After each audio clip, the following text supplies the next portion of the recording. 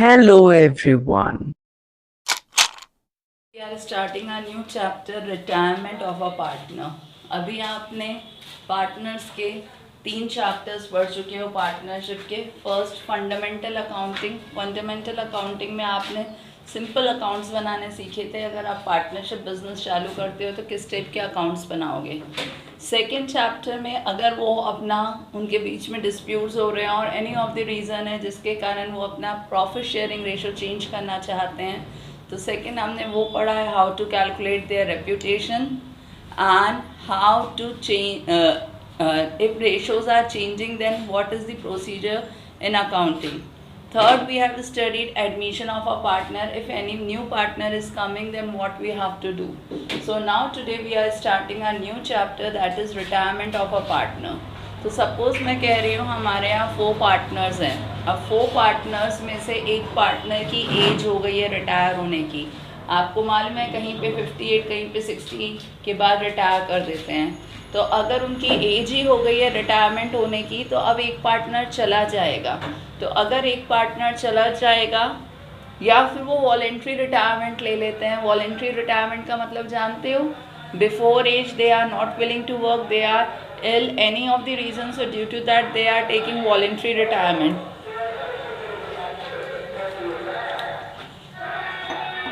तो ये 2 चीज़ों के मीनिंग मालूम है। वॉलेंट्री रिटायरमेंट क्या होता है?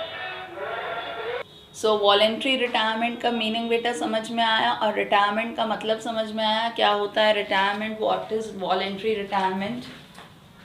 तो एक सिंपल सा एग्जांपल ले रही हूँ मैं। जैसे अब हम आज रिटायरमेंट का चैप्टर चालू कर रहे हैं, तो रिटायरमेंट का मतलब तो समझ में आ गया कि जैसे अब हमारे यहाँ ABC 3 पार्टनर्स हैं। 3 पार्टनर्स हैं, इनमें से कोई भी एक रिटायर हो रहा है। मान लो B रिटायर हो रहा है।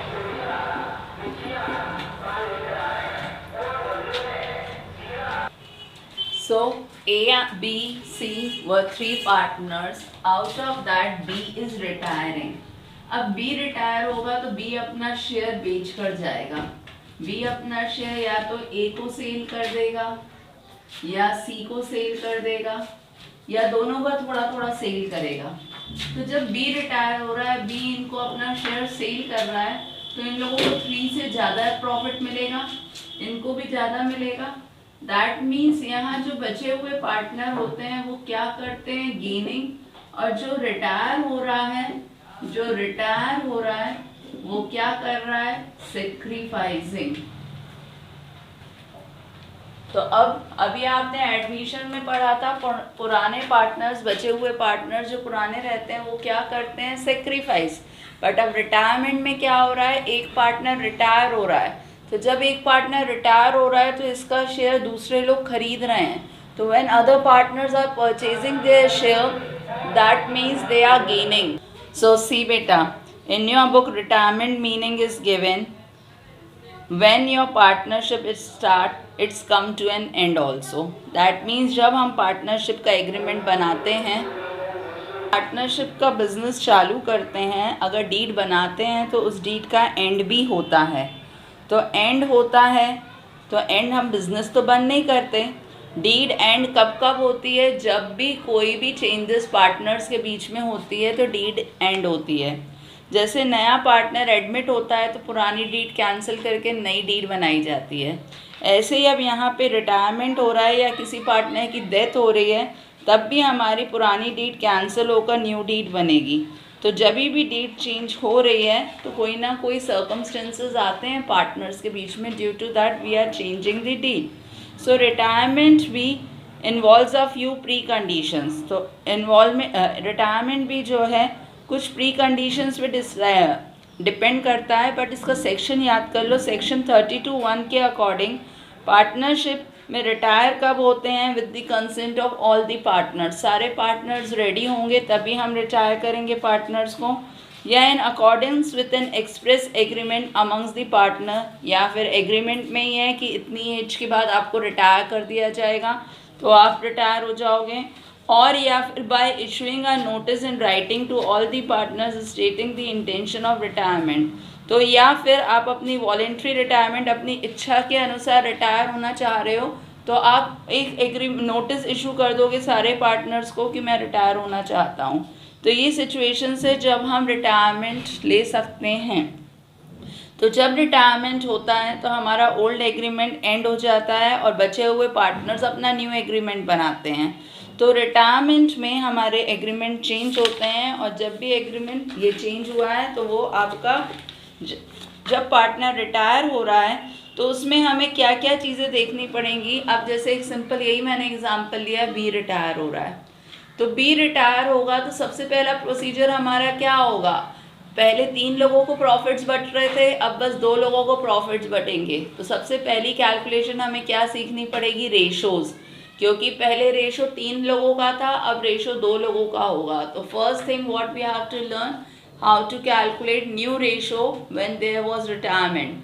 सेकेंडली, पहले गुडविल जो थी 3 लोगों की रैपो के हिसाब से थी, अब एक पार्टनर चला जाएगा तो गुडविल भी चेंज होगी। तो सेकेंड थिंग हमें गुडविल की कैलकुलेशन सीखनी है। थर्ड, पहले प्रॉफिट्स और रिजर्व्स जो बनाए गए थे वो तीनों के प्रॉफिट में से बनाए गए थे। अब जब एक पार्टनर रिटायर हो जाएगा तो फिर उसका प्रॉफिट वो ले लेगा और बाकियों को फिर बाद में बनाया जाएगा। तो प्रॉफिट्स में, रिजर्व्स में क्या चेंजेस हो रही हैं वो सीखेंगे। जब कोई भी एग्रीमेंट चेंज होता है, कोई भी आता है, कोई भी जाता है, तो हम अपने एसेट और लायबिलिटी की वैल्यूएशन करते हैं मार्केट के अकॉर्डिंग, और उसके अकॉर्डिंग प्रॉफिट और लॉस पुराने पार्टनर शेयर कर लेते हैं। तो सेम वे जब रिटायर होगा तो रिटायरिंग पार्टनर कहेगा आज की कंडीशन बताओ कितना मेरे बिजनेस तक फ़ायदा हुआ है, तो उसमें मुझे मेरा हिस्सा दो। तो प्रॉफिट और लॉस में भी उसको उसका हिस्सा मिल जाएगा।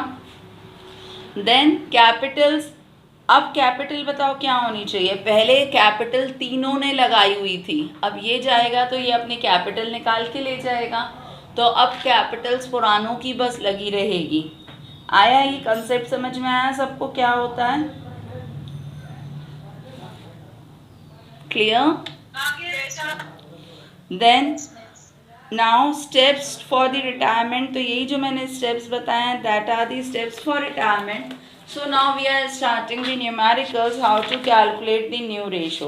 So it is given on page number, Samiksha has sent the numerical pic, na? Yes, please. Okay. So it is given on page number 5.112.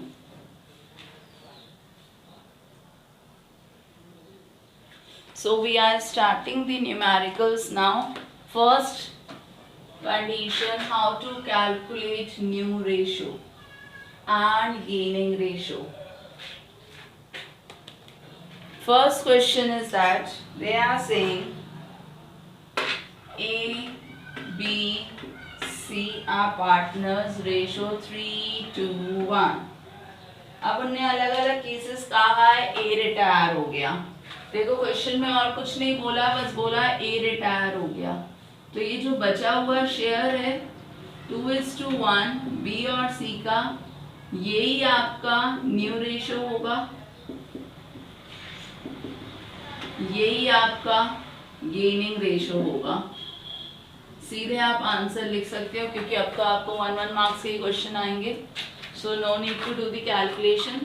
तो आपका क्या आएगा, जब आपको कुछ भी नहीं कहा है, A B C partners 3:1, A retire, तो न्यू रेशो क्या हो गया 2:1, and same remaining ratio is the gaining ratio. Now you tell, अगर सी रिटायर हो जाएगा तो क्या न्यू रेशो रहेगा और क्या गेनिंग रेशो रहेगा?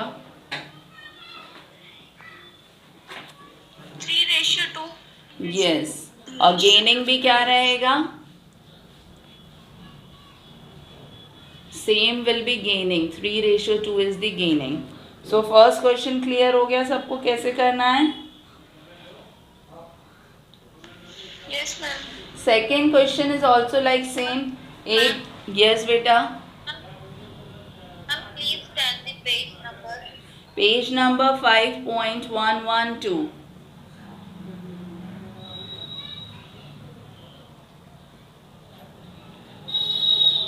Got it?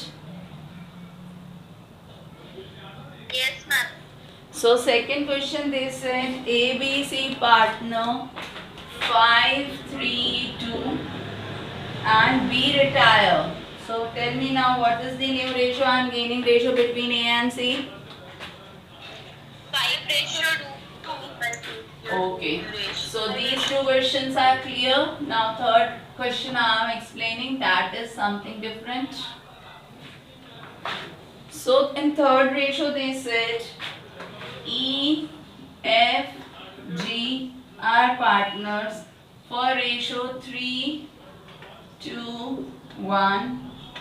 E retire and E share was taken by F and G in the ratio 2:3. वहाँ आपको कुछ भी नहीं बोला था कि ई का शेयर रिटायरिंग पार्टनर का शेयर किसने कितने में लिया, तो हम सीधा बचा हुआ शेयर ही कह देते थे गेनिंग रेशो। अब यहाँ हमें निकालना है ई का शेयर एफ ने लिया है और जी ने लिया है और वो भी रेशो दिया है। तो अब पहले बताओ एफ और जी सेक्रीफाइस करेंगे कि गेन करेंगे? गेन करेंगे। तो यहाँ अब हमें सबसे पहले क्या निकालना सीखना है? Gaining ratio.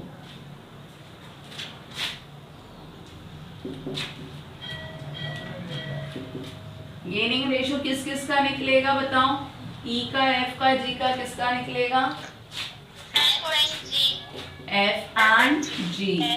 कैसे निकालेंगे? ई का शेयर जो रिटायर हो रहा है उसका शेयर लिख लेंगे इनटू ई का शेयर एफ किस रेशो में ले रहा है? 2/5 और जी कितने में ले रहा है? 3/5। तो ये जो रेशो दिया है इससे मल्टीप्लाई कर दिया जाएगा ई का शेयर। तो एग्जैक्टली पता लग गया हमें कि एफ को कितना गेन हुआ और जी को कितना गेन हुआ। ये स्टेप समझ में आया बेटा?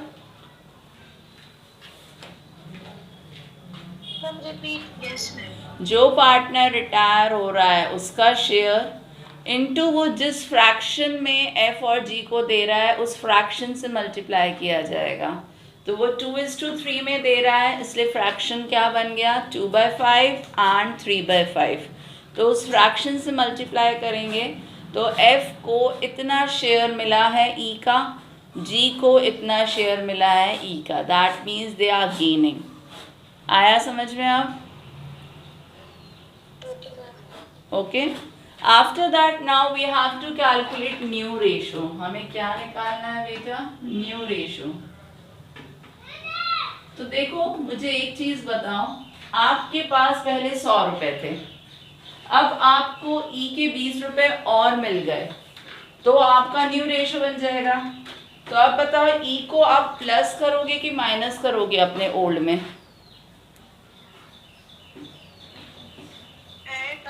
ऐड। तो हमारा फॉर्मूला क्या बनेगा? न्यू रेशो निकालने का फॉर्मूला होता है old ratio plus gaining ratio. क्या फॉर्मूला होता है हमारा? Old ratio plus gaining ratio. तो एफ का ओल्ड रेशो है हमारा 2/6 और उसने गेन कितना करा? 6/30। जी का ओल्ड रेशो है 1/6 और उसने गेन कितना करा? 9/30। एलसीएम लीजिए 16/30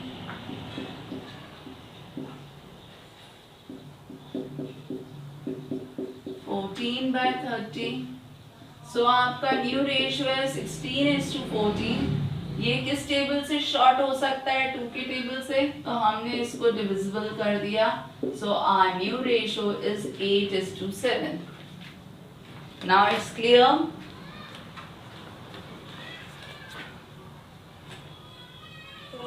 हाँ बेटा। देखो कहाँ से रिपीट करूँ? शुरुआत से। देखिए ई एफ जी पार्टनर है 3:1 के। ई रिटायर हो रहा है तो ई जो रिटायर हो रहा है उसका शेयर है 3/6। वो अपना शेयर एफ और जी को 2:3 में दे रहा है। तो हमें सबसे पहले गेनिंग रेशो निकालना पड़ेगा क्योंकि ई अपना शेयर एफ और जी को दे रहा है तो एफ और जी को गेन होगा, बचे हुए पार्टनर्स को उसका शेयर मिलेगा तो उन लोगों को गेन होगा। तो सबसे पहले हमें गेनिंग रेशो निकालना रहता है। तो हमने गेनिंग रेशो निकाला F का और G का। तो E का शेयर जो पार्टनर रिटायर हो रहा है इनटू जिस फ्रैक्शन में वो F को दे रहा था, तो किस फ्रैक्शन में दे रहा है 2/5, उससे मल्टीप्लाई कर दिया तो हमारा 6/30 आ गया। सेम वे G का गेनिंग शेयर निकालना है, तो E का शेयर जो रिटायर हो रहा है इनटू वो G को जितना दे रहा था, तो G को वो 3/5 दे रहा है, तो 9/30, तो ये गेनिंग आ गया। अब न्यू रेशो निकालना है, तो old ratio of E plus gaining ratio of E equals to E I am saying F, that will be the new ratio of F, क्योंकि F को जितना पहले मिल रहा था वो तो मिलेगा ही मिलेगा। अब E ने अपना शेयर F को दे दिया है तो वो प्लस कर देंगे तो F का न्यू शेयर आ जाएगा, इसलिए फॉर्मूला बन गया old ratio plus gaining ratio. तो F का ओल्ड रेशो है 2/6 और गेन कर रहा है 6/30, तो हमने LCM लेकर सॉल्व कर लिया। ऐसे ही G का ओल्ड रेशो है 1/6 और वो गेन कर रहा है 9/30, तो उसको प्लस कर लिया, हमारा न्यू रेशो आ गया 8:7। अब बताओ किसको डाउट है और किसको क्लियर है? Ma'am clear. To everyone? Yes, ma'am. Yes, ma'am. Okay. So copy it fast. We will do the next question with discussion of you all only. So next question is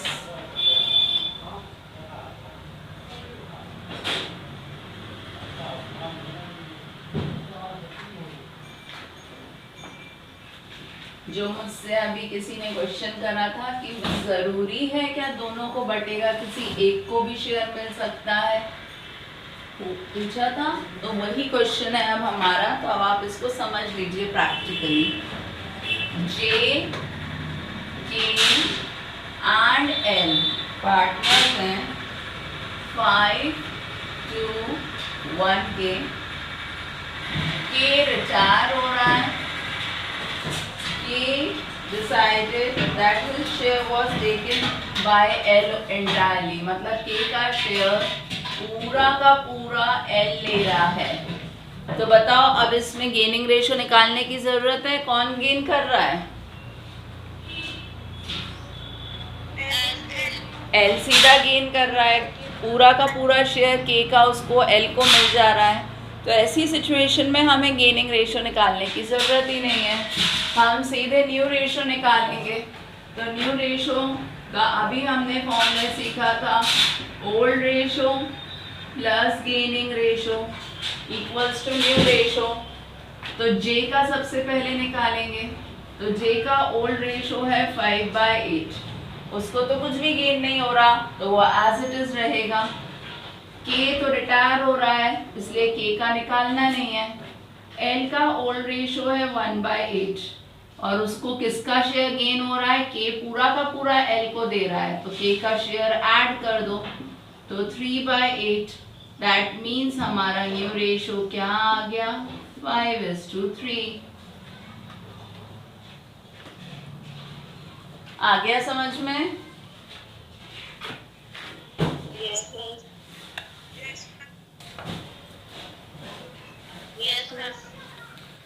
So now we have to do fifth question. Fifth question is like first question only.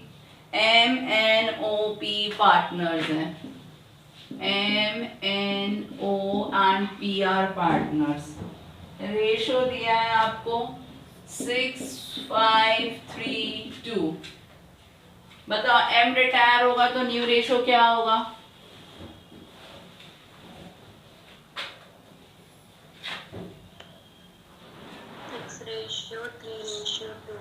बेटा M retire हुआ है तो ratio क्या होगा 5:3:2। और अगर N retire होगा तो 3:2। N रिटायर होगा तो क्या रेशो बन जाएगा? 6:3:2। ठीक है, और अगर O रिटायर हो जाएगा तो क्या बन जाएगा? हम आगे पीछे नहीं कर सकते, जो जैसा ऑर्डर है वैसे ही देना, नहीं तो आंसर गलत हो जाएगा। 652। और अगर पी रिटायर होगा तो क्या रेशो बन जाएगा? 6:5 तो आ गया ये क्वेश्चन भी समझ में। Then question number 6। Question number 6 question number 2 के जैसा ही है, तो क्वेश्चन नंबर 2 के जैसा कर लोगे, उसकी जगह मैं 7th करवा रही हूँ क्योंकि उसमें कुछ दिया है। तो पी क्यू आर पार्टनर्स हैं 4 2 1 के। क्यू रिटायर हो रहा है, क्यू अपना शेयर पी और आर को इक्वली दे रहा है। जैसा भी आपने सीखा वैसे ही करना है। बताओ कैसे निकालोगे? सबसे पहले गेनिंग रेशो। चलिए बताइए, गेनिंग रेशो हमें कैसे निकालना है? 2:7 into 1/2. यस, जो पार्टनर रिटायर हो रहा है उसका शेयर इनटू वो जितना पी को फ्रैक्शन दे रहा है, तो पी को फ्रैक्शन 1/2 दे रहा है। सेम आर के लिए भी हो जाएगा। 2:7 इंटू आर को भी सेम वैल्यू दे रहा है 1/2। तो हम चाहें तो 2 यहीं कैंसिल कर दें, तो हम बना दे रहे हैं 1:7 1:7 1/7 1/7। ये हमारा गेनिंग आ गया। अब हमें न्यू रेशो निकालना है, तो बताओ कैसे निकालते हैं? ओल्ड रेशो माइनस गेनिंग की plus gaining? Plus gaining ratio. तो हमें पी का निकालना है और हमें आर का निकालना है। पी का शेयर, चलो मुझे देख के बताओ पी का ओल्ड शेयर कितना है?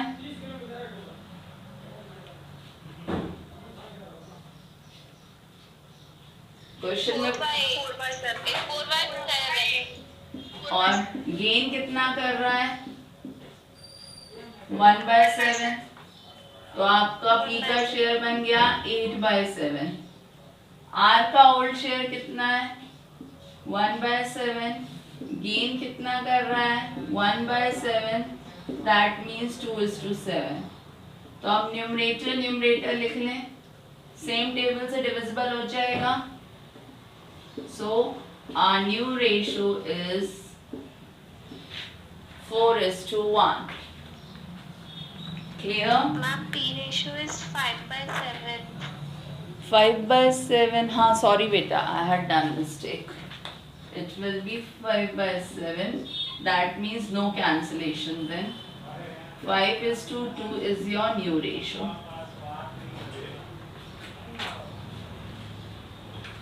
Clear now? Yes. So now only 2 questions are left and same it is. So you are able to calculate new and gaining ratio. Yes, ma'am. So tomorrow we will be starting new topic, that is goodwill at the time of retirement. New ratio, gaining and new ratio we have learned today. Okay beta? Keep studying.